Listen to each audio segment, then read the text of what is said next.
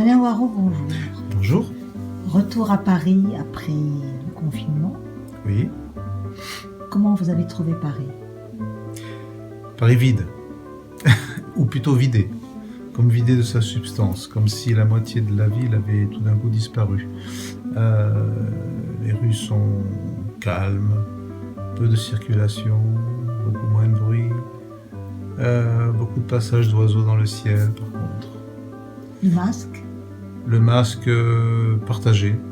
Enfin, je veux dire, les gens ne se le partagent pas, bien sûr, mais des gens qui, la moitié portent, la moitié ne portent pas, et d'autres portent à la main, d'autres portent à l'oreille, toujours dans des positions pas toujours très fonctionnelles. Gestes barrières? Les gestes barrières existent. Anarchiques? Un peu anarchiques. On sent un certain, je dirais pas relâchement, mais on se demande un petit peu vraiment si tout cela est encore bien utile. Nous sommes passés au Louvre. Oui, le Louvre désert. Très Personne, désert. des barrières, mais vraiment personne. C'est la première fois que je vois aussi peu de monde. Des affiches, des expositions, Les affiches d'exposition sont là, solitude. figures d'artistes, figures solitaires. C'est comme un drôle de monde. Notre-Dame. Notre-Dame se refait quelques habits de neuf, s'entoure de beaucoup de précautions. Et tout autour de Notre-Dame, c'est là aussi le désert des échoppes habituellement remplies d'écharpes, de souvenirs, de touristes qui mangent des glaces. Tout ça a disparu. On se demande quand ça va recommencer. Et ces trois dames qui étaient comme des carnétistes en train d'essayer de... Oui, c'était des carnétistes. Elles avaient chacune leur siège portable, s'étaient installées l'une à côté de l'autre. Elles étaient en train de prendre en croquis Notre-Dame, justement, et les travaux de Notre-Dame qu'il y avait autour. C'est vrai que ces travaux-là offrent une perspective, une vision assez étrange, avec ces grues, avec ces échafaudages, et ces réparations à moitié faites, ce provisoire. C'est comme si elle n'avait l'intention de noter ce provisoire pour pouvoir dire j'étais là à ce moment-là. Saint-Germain. Saint-Germain reprend petit à petit de la vie. Les terrasses commencent à retrouver du monde, de Flore et de Magot. Mais bien sûr, il n'y a pas l'agitation habituelle, il n'y a pas cette foule qui se presse, il n'y a pas ces retrouvailles habituelles. On dit bonjour de loin, les serveurs sont masqués, le gel est à l'entrée, il y a tout un protocole qui... Qu'est-ce qui vous a frappé surtout dans le silence de Paris? Parce qu'il y a quand même un grand silence. Surtout le soir. Oui, on a l'impression d'une autre ville. D'une ville de province un dimanche soir, où il ne se passe pas grand-chose, où chacun est chez soi. Mais surtout l'impression que le nombre de la population a diminué de moitié. Est-ce dire que les gens sont chez eux, ou est-ce que c'est simplement parce que tous ces lieux étaient quand même des lieux touristiques? Ah, ben évidemment, les touristes ne sont plus là. On ne voit plus les visages reconnaissables parce que des gens qui viennent d'Asie ne sont pas là.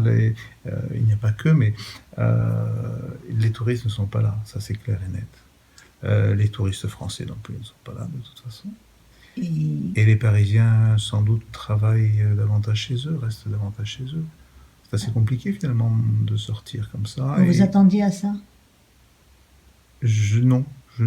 Non, j'ai été très surpris de ce changement de décor. Et ceux que vous avez entendus, comme les serveurs dans les cafés, dans les magasins, ces gens qui travaillent, qui espèrent et qui semblent un peu pessimistes quand même. Ils ont plusieurs visages, plutôt ils arborent plusieurs visages. Certains ont le visage fermé. Quand on leur parle un petit peu, ils commencent à s'ouvrir un petit peu, à sourire un petit peu, mais parce que justement on prête une attention particulière à ce qu'ils font, on prête une attention particulière à leurs sourcils. On n'est pas là juste seulement pour prendre le plaisir d'un café, d'un verre, mais c'est comme si on était solidaire de leur situation. Et puis il y a des serveurs plus rompus, je dirais, à leur métier, qui ont l'air de prendre ça avec davantage de philosophie, davantage de sourire, et donc qui ont un premier contact plus ouvert, plus engageant. Et là, c'est l'inverse. Quand on discute un petit peu avec eux, on s'aperçoit que derrière ce masque, on retrouve la même inquiétude, la même angoisse, bien évidemment. Au Luxembourg, il y avait beaucoup de personnes qui faisaient du sport. Oui. Mais le Luxembourg est désert. Il n'y a pas d'étudiants, il n'y a personne. Oui, tout à fait. Du sport ou du yoga, sans doute, des positions fixes, des positions figées.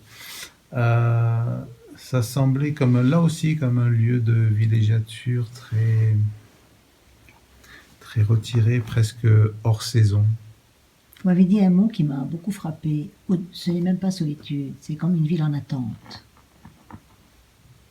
Oui, on ne sait pas en fait comment ça va tourner. On se demande ce qui va se passer, qu'est-ce qui va se produire, qu'est-ce qui peut bien maintenant arriver. Est-ce qu'il va y avoir une explosion soudaine de vie, ou est-ce que ça va reprendre tout doucement, ou est-ce que ça va vraiment reprendre?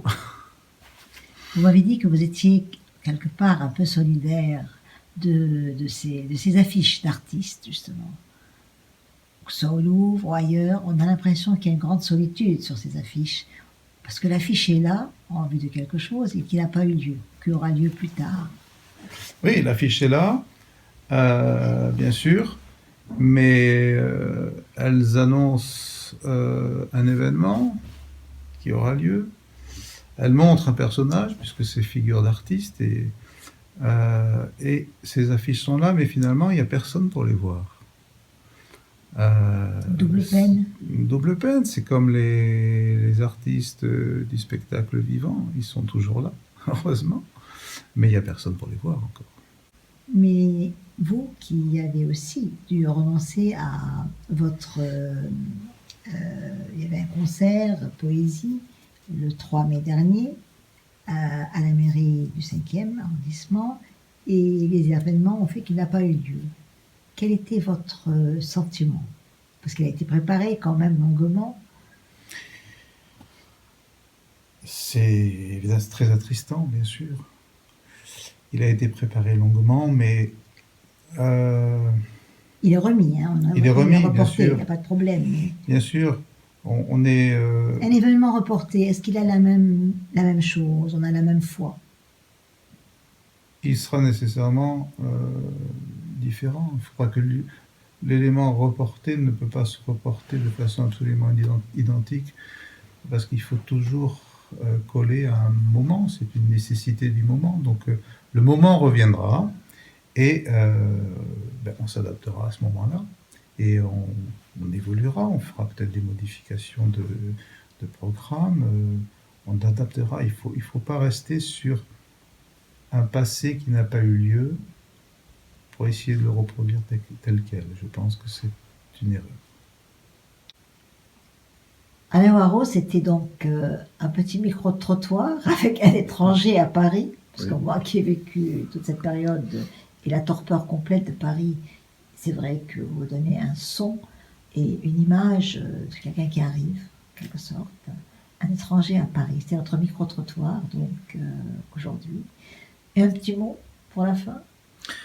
Pour la fin, un petit mot, c'est le mot de...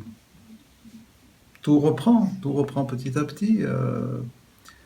les projets sont là, les projets sont dans la tête, ils n'ont pas arrêté de se construire, de mûrir et de naître même pendant cette période de confinement qui a été longue, hein, trop longue. Mais la vie continue, tout le monde s'adapte. Il n'y a pas d'avant, il n'y a pas d'après. Il n'y a qu'une succession de moments qu'on aborde avec le sens de l'improvisation. Et ce petit clin d'œil au marché de la poésie, ce monsieur qui était en souvenir de l'année dernière et qui attend l'année prochaine, attend octobre 2020, et qui était seul en train de déclamer, on ne l'a pas pris bien sûr en vidéo, il nous a émus. Oui, bien sûr. C'est une volonté d'exister, une volonté d'être malgré tout. Merci beaucoup. Merci. Monsieur l'étranger à Paris, pour ce micro-trottoir.